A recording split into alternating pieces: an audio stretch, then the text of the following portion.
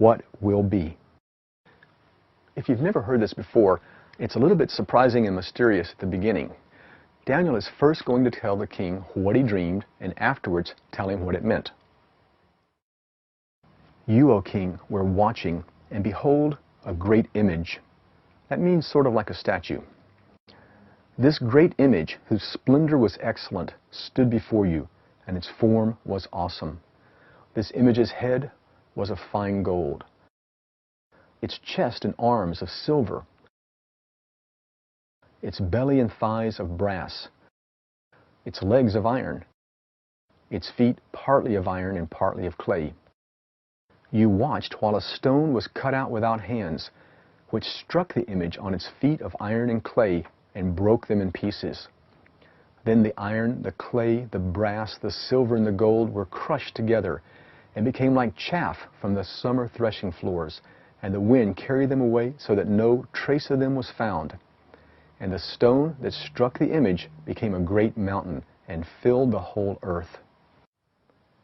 It must have been just an incredible feeling in the room. Did Daniel ever wonder for a moment what would happen if he was wrong? Were Nebuchadnezzar's advisors completely expecting the young foreign kid to get cut in pieces in front of them?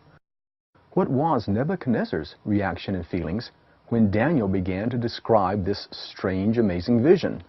Let's see what Daniel said next as he began to explain the meaning of the dream to Nebuchadnezzar.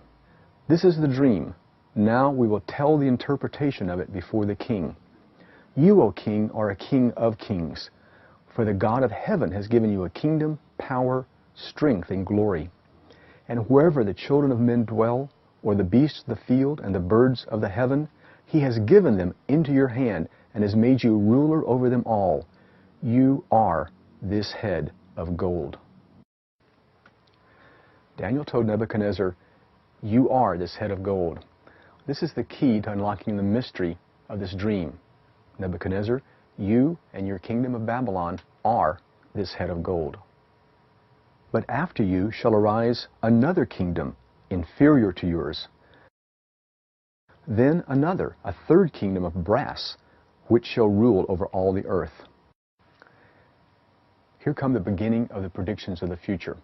He's telling him what kingdoms will come after his.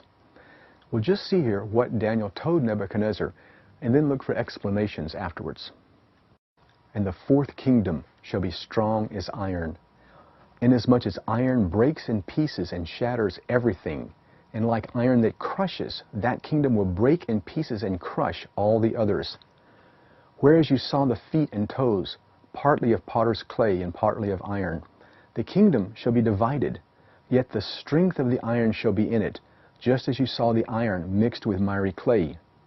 And as the toes of the feet were partly of iron and partly of clay, so the kingdom shall be partly strong and partly fragile. If you don't understand this yet, just hold on. We're going to go over it. But take note of this next part, because it's perhaps the most important verse in the whole chapter. And in the days of these kings, the God of heaven will set up a kingdom which shall never be destroyed. And the kingdom shall not be left to other people. It shall break in pieces and consume all these kingdoms, and it shall stand forever. Inasmuch as you saw that the stone was cut out of the mountain without hands, and that it broke in pieces the iron, the brass, the clay, the silver, and the gold, the great God has made known to the king what will come to pass hereafter. The dream is certain, and its interpretation is sure. So Daniel finished. Surely Daniel and Nebuchadnezzar were looking intently at each other. Almost certainly there was an awesome hush over all present at that moment. Would Daniel be killed? Was he actually right in what he told Nebuchadnezzar? Let's see what the Bible says happened next. Then King Nebuchadnezzar fell on his face before Daniel and commanded that they should present an offering and incense to him. Nebuchadnezzar fell on his face before Daniel in front of his whole court and commanded that they should offer an animal sacrifice to him.